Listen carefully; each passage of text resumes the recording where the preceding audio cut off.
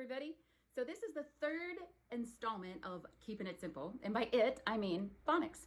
Phonics for reading. And by simple, I mean simple enough for a 4-year-old, 5-year-old, 6-year-old, 7-year-old, or struggling non-English speaker to understand it, relate to it, and then turn it around and start using it. And not just simple for our kids, simple for us as teachers so that we feel confident and comfortable embracing it, making it our own, and then really flying with it in our classrooms. So what I want to actually talk about today is something that seems a little counterintuitive. There was something posted in the secret Facebook group.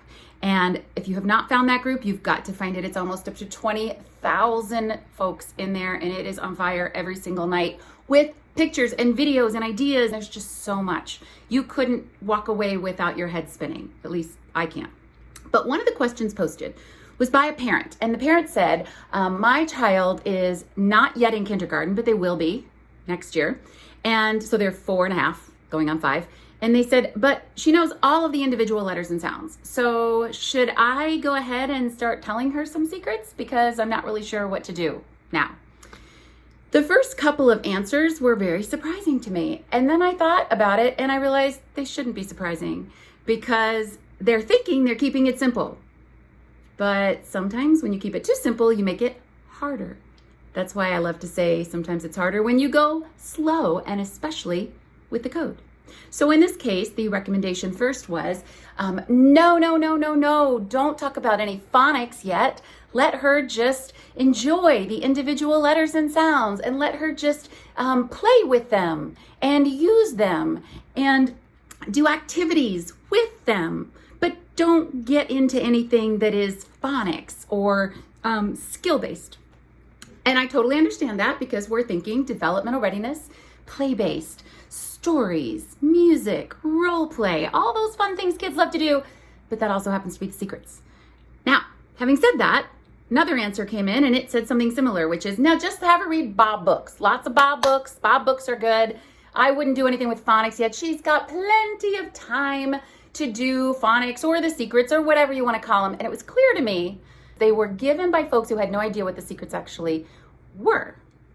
Because if they knew what they were, they would have a different perspective. I hope. Although, it's tricky because again, sometimes to keep it simple, we go slow. And sometimes when we go slow, especially with the code, we make it 10 times harder.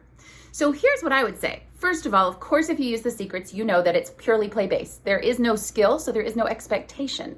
There's a story. Stories are harmless, just like Cinderella, Snow White, or Rumpelstiltskin. You don't sit up late at night and wonder if your child's ready to hear Rumpelstiltskin or in what order those stories should be taught.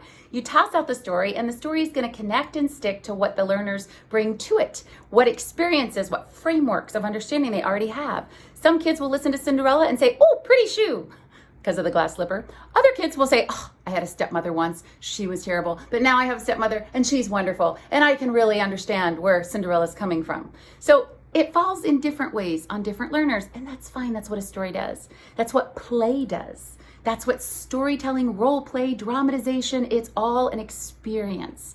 It's like a buffet. You don't walk into the buffet expecting to eat everything on the table. So it's yours for the taking. And in the meantime, you're gonna need it. And that goes to the second part of keeping this simple. Not just that play-based learning is always okay. Always okay. Play-based learning is just play. Just because there's a few golden nuggets buried in the play doesn't mean it's not play. But here's the biggest point of all.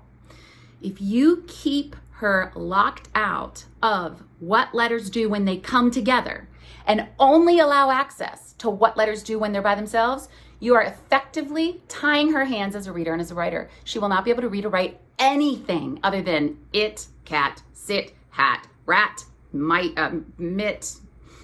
Mitt's not really a word unless you put 2 T's.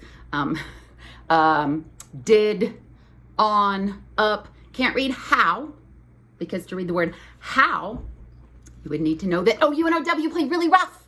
And someone always gets hurt and says, ow! But you also need to know the H sound. Takes 2 to tango. Huh? Ow! How? Simple, easy, quick. With that key, you can also read words like now, or flower, or cow, or about, or around. And because O is their favorite superhero of all time, Anytime he flies by, they will stop dead in their tracks and go, oh, oh, oh. And kids need to know that because of words like flow, glow, slow, which are the immediate default kids can go to when ow isn't working. Now, when you give that piece, you open up access to thousands of words.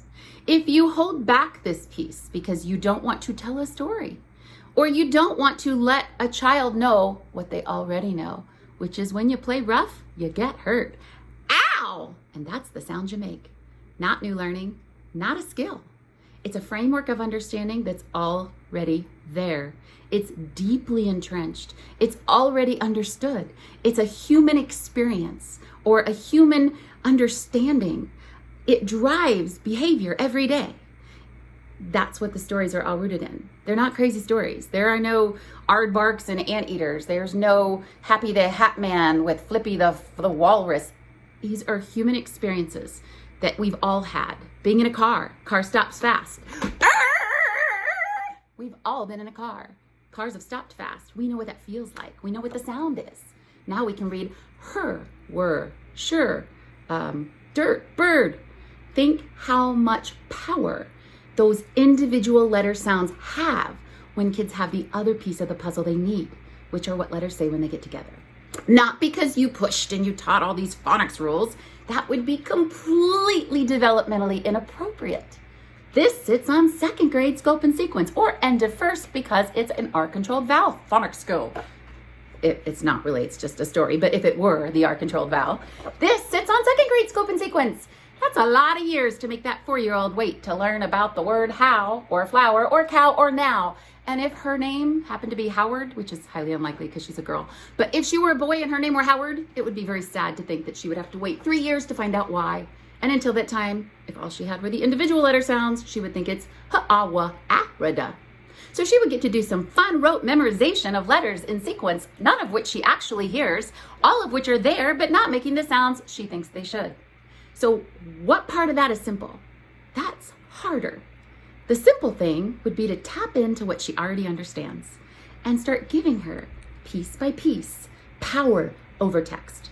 Because otherwise, the first recommendation about just let her play with the individual letter sounds, just let her do activities with the individual letter sounds, what can you do with them? You can't write or read any page of any book. Well, couldn't write a page of a book, but you can't read any page because that page will have the word the on it.